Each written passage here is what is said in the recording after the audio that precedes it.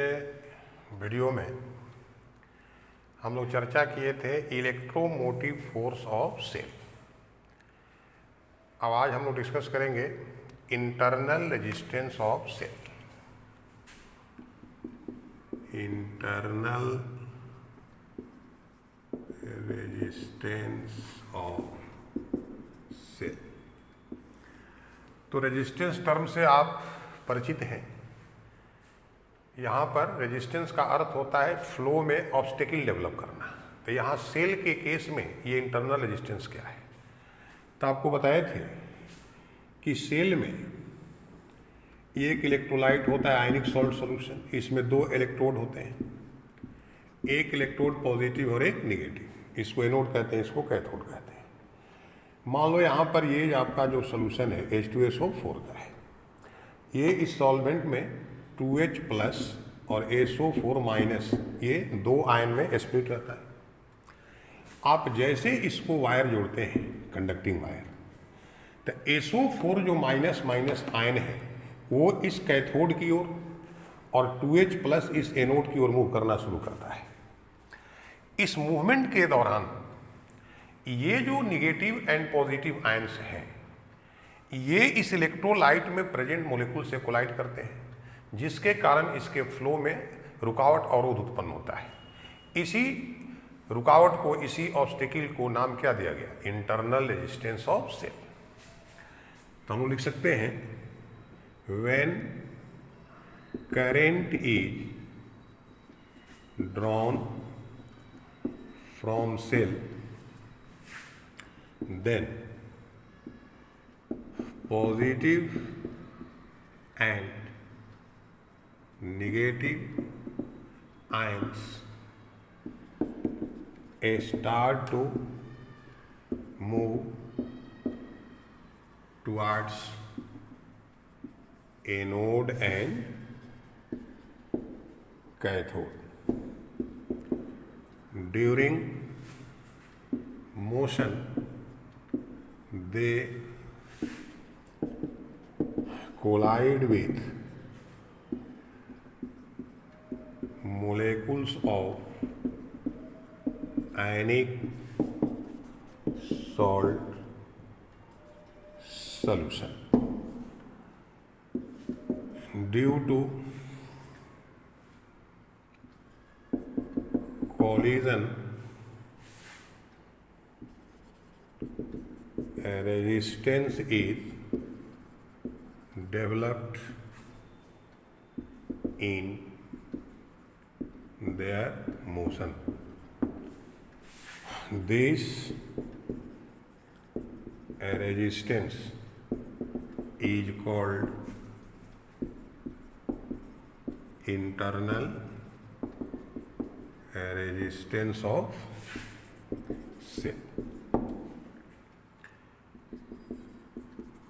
Internal resistance of cell is generally denoted by a small r, and it is always connected in series with external resistance. इस line को याद रखना है। देखिए, when current is drawn from cell, जिस समय cell से आप करंट ड्रॉ करते हैं, लेते हैं, then positive and negative ions start to move towards anode and cathode. Positive ion anode की तरफ, निगेटिव आयन कैथोड की तरफ चलना प्रारंभ करते हैं। ड्यूरिंग मोशन, यानी कि इनके मोशन के दौरान, they collide with molecules of ionic salt solution. ये जो सॉल्यूशन है इसके मोलेकुल से कोलाइड करते हैं, टकराते हैं। Due to collision resistance is developed in their motion. उनके मोशन में, उनके गति में अवरोध, रेजिस्टेंस डेवलप होता है। This resistance is called internal resistance of cell. Internal resistance of cell is generally denoted by small r. इसको हम लोग स्मॉल आर से डिनोट करते हैं। एक्सटर्नल रेजिस्टेंस को जनरली कैपिटल आर से। And it is always connected in series with external resistance. जब भी सेल को आप सर्किट में जोड़िएगा तो यह जो आपका इंटरनल रेजिस्टेंस ऑफ सेल है, ये एक्सटर्नल जितने भी रेजिस्टेंस हैं उनके साथ इसको सीरीज में कनेक्ट किया जाता है। इस बात को याद रखना है।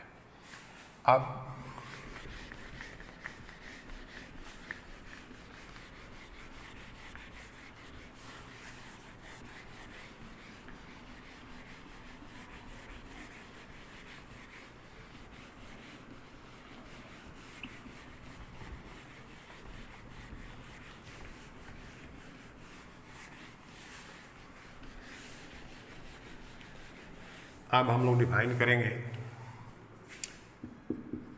Terminal potential difference of cell. Terminal potential difference of cell. तो जब आप सेल से करंट लेंगे या सेल को करंट देंगे, दोनों सिचुएशन में इंटरनल रेजिस्टेंस के कारण आपकी कुछ जो एनर्जी है वो लॉस होगी, यानी कुछ पोटेंशियल का ड्रॉप होगा, यानी कुछ पोटेंशियल लॉस होगा। तो करंट लेने के समय या देने के समय सेल के टर्मिनल के क्रॉस जो भी पोटेंशियल डिफरेंस है उसी को सेल का टर्मिनल पोटेंशियल डिफरेंस कहा जाता है।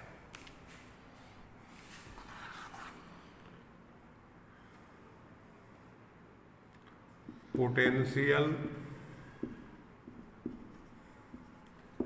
Difference between terminals of cell during current drawing or during current supplying to the cell is called terminal potential difference of cell. Potential difference between terminals of cell during current drawing or during current supply to the cell is called terminal potential of difference of cell. जिस समय current draw कर रहे हैं उस समय या जब cell को करंट दे रहे हैं, इस दोनों सिचुएशन में सेल के टर्मिनल जो दोनों है एनोड और कैथोड, उनके बीच का जो पोटेंशियल डिफरेंस है उसी को सेल का टर्मिनल पोटेंशियल डिफरेंस कहा जाता है।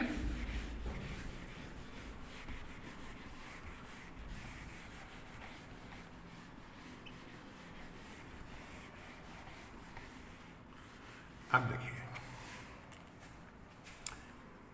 रिलेशन बिटवीन ईएमएफ, ईएमएफ मतलब electromotive force, internal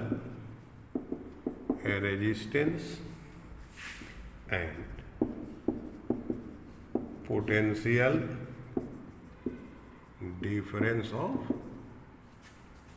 cell. Relation between EMF, internal resistance and इसको टर्मिनल पोटेंशियल डिफरेंस कह सकते हैं, terminal potential difference of cell. मान लीजिए ये एक सेल है, बताया थे सिंबल है सेल का, इसको हम एक एक्सटर्नल रेजिस्टेंस R से कनेक्ट कर दिए। सेल का ईएमएफ E है और इंटरनल रेजिस्टेंस R है। जैसे सर्किट को कंप्लीट कीजिएगा, सेल के पॉजिटिव टर्मिनल से करंट निकलेगा, तो इस सर्किट का जो इलेक्ट्रोमोटिव फोर्स है E है सेल का। अब resistance of the circuit, the internal resistance is always connected in series with external resistance. The total resistance इस सर्किट का capital R plus small r हो गया। तो जो करंट यहां पर फ्लो करेगी सर्किट में, current flowing in circuit I equal to E by capital R plus small r। हम लोग ओम्स के नियम से जानते हैं I equal to V by R. यहाँ पर total resistance capital R plus small r और पोटेंशियल डिफरेंस के जगह पर E है। Maximum current which can be drawn from cell I maximum. तो मैक्सिमम करंट आप कितना ले सकते हैं? इंटरनल रेजिस्टेंस का कुछ कर नहीं सकते। अगर एक्सटर्नल रेजिस्टेंस नेग्लिजिबल है तो सेल से मैक्सिमम करंट आप प्राप्त कर सकते हैं, यानी E बाई आर। अगर आपसे क्वेश्चन पूछ दे किसी सेल से आप मैक्सिमम कितना करंट ड्रॉ कर सकते हैं, तो I maximum equal to E by R. अब यहां से देखो, I capital R plus small r is equal to E। I into R, I R equal to E minus I R. अब इस पर आप गौर कीजिए, यह I इंटू आर यानी जो यह एक्सटर्नल रेजिस्टेंस है, इसका ये पोटेंशियल डिफरेंस है और ये इसके साथ पैरेलल में है। इसका मतलब कि यही पोटेंशियल डिफरेंस सेल के टर्मिनल पोटेंशियल डिफरेंस के क्या होगा? बराबर। यह I इंटू आर यह भी पोटेंशियल डिफरेंस है, लेकिन यह किसका है? Internal resistance. तो इंटरनल रेजिस्टेंस के कारण इतना पोटेंशियल का ड्रॉप हो गया, इसको कहते हैं पोटेंशियल ड्रॉप। तो इसको हम लिखते हैं V equal to E minus I R. इसको समझिएगा, where V equal to I into R is potential difference across terminals of external resistor which is equal to terminal potential difference of cell and IR is potential drop। यह जो भी है किसके जगह पर? I into are के जगह पर। तो यह भी इस एक्सटर्नल रेसिस्टर का टर्मिनल के क्रॉस पोटेंशियल डिफरेंस है, यही सेल के टर्मिनल पोटेंशियल डिफरेंस के बराबर होगा। यह जो I इंटू स्मॉल आर है, यह पोटेंशियल ड्रॉप है किसके कारण? इंटरनल रेजिस्टेंस के कारण। तो सेल के इंटरनल रेजिस्टेंस के कारण इतना पोटेंशियल का ड्रॉप होगा जिस समय उसे करंट ले रहे हैं। अब अगर सेल को चार्ज करना हो तो उसके टर्मिनल के क्रॉस जो पोटेंशियल डिफरेंस हम लोग अप्लाई करेंगे वह ईएमएफ से इतना अधिक होना चाहिए। अधिक नहीं होगा तो इतना तो लॉस हो जाएगा। अगर आप ईएमएफ, जैसे मान लो कोई बैटरी है 12 वोल्ट की, आप 12 वोल्ट सोर्स से उसको चार्ज कीजिएगा, अगर 2 वोल्ट लॉस हो गया इस इंटरनल रेजिस्टेंस के कारण तो बैटरी तो 10 वोल्ट तक ही चार्ज हो पाएगी। तो इस सिचुएशन में बैटरी जो है कम वोल्ट पर ही आपको फुल चार्ज शो करने लगेगी। इसलिए जब भी किसी सेल या बैटरी को चार्ज करना है तो उस पर जो पोटेंशियल डिफरेंस अप्लाई होगा वह ईएमएफ से अधिक होना चाहिए। कितना अधिक? जितना इंटरनल रेजिस्टेंस के कारण ड्रॉप होना है। तो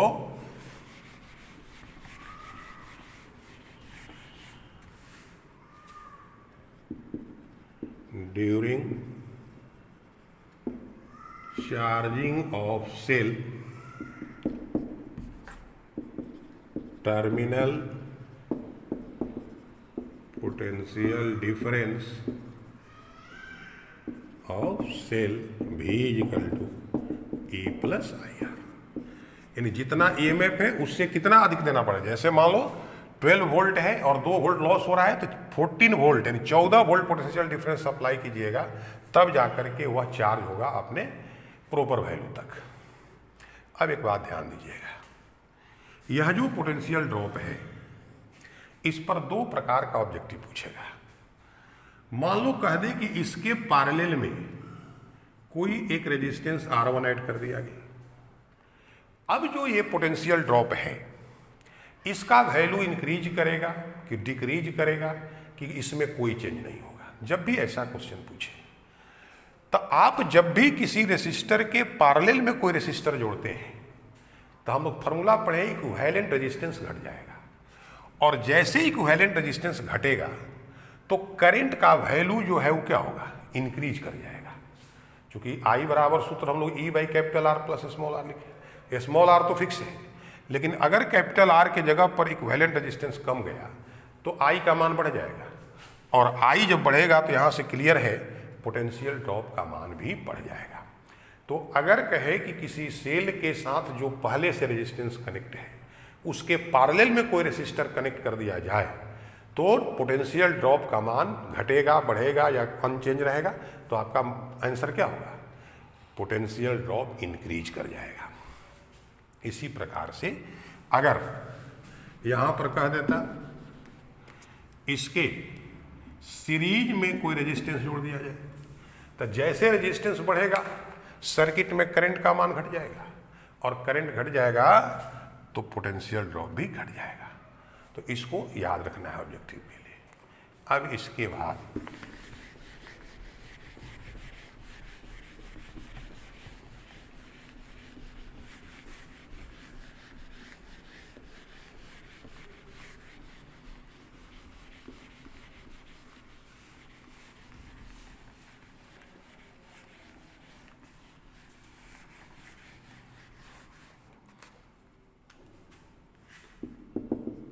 efficiency of cell.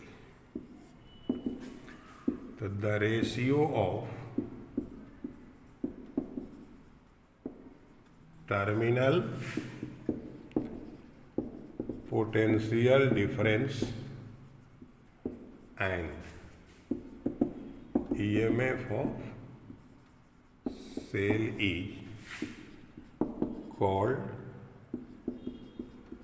efficiency of cell. Therefore, efficiency of cell इस सिंबल से इसको डिनोट करते हैं, इसको प्राय कहते हैं हम लोग एटा। क्या पढ़ते हैं इसको, एटा। टर्मिनल पोटेंशियल डिफरेंस को V से और EMF को E से। तो efficiency of cell eta equal to formula V by E। Efficiency जो है ऑलवेज परसेंटेज में एक्सप्रेस की जाती है, तो इनटू 100। तो जब भी किसी सेल की इफिशियंसी निकालनी होगी तो इस फॉर्मूला का यूज हम लोग करेंगे।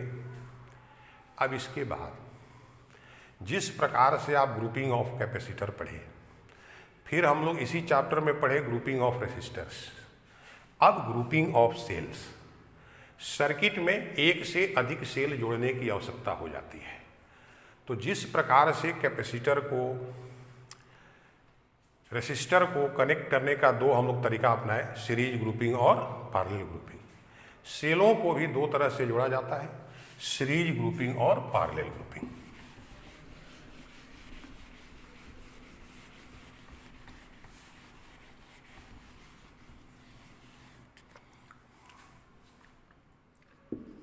तो सीरीज ग्रुपिंग ऑफ सेल्स। तो देखो सेल में दो टर्मिनल, पॉजिटिव टर्मिनल और नेगेटिव टर्मिनल। तो when negative terminal of one cell is connected with positive terminal of another cell and so on, then grouping of cell is called series grouping. Series grouping में सभी cell से मिलकर same current निकलेगी, terminal potential difference उनका अलग अलग हो जाएगा। तो when negative terminal of one cell is connected with positive terminal of another cell and so on, then grouping of cells is called series grouping. When negative terminal of one cell is connected with positive terminal of another cell and so on, then grouping of cells is called series grouping. अब अगर दो cell series grouping में हैं तो उनके जगह पर अगर एक सेल को कनेक्ट किया जाए तो उस सेल का ईएमएफ और इंटरनल रेजिस्टेंस क्या होगा। अब इसी का फार्मूला हम लोग डिराइव करेंगे। मान लो ये दो सेल हैं, तो अभी हमने आपको क्या समझाया कि एक का नेगेटिव टर्मिनल दूसरे के पॉजिटिव टर्मिनल से कनेक्ट होगा। ये दो सेल हो गए, इसका ईएमएफ E1 है, इसका E2, इसका इंटरनल R1, इसका R2। यह पॉइंट ए और बी के बीच कनेक्ट है, बी और सी के बीच। अब अगर करंट यहां से हम लोग I निकालते हैं, वही करंट इससे होकर के बाहर निकलेगा I, तो दोनों सेल से निकलने वाला करंट हो गया I। अब इसका टर्मिनल पोटेंशियल डिफरेंस हम लोग निकालेंगे, इसका टर्मिनल पोटेंशियल डिफरेंस निकालेंगे, और उसके बाद इन दोनों सेलों के लिए जो इक्विवेलेंट सेल होगा उसके ईएमएफ की चर्चा हम लोग अब नेक्स्ट वीडियो में करेंगे। Thank you.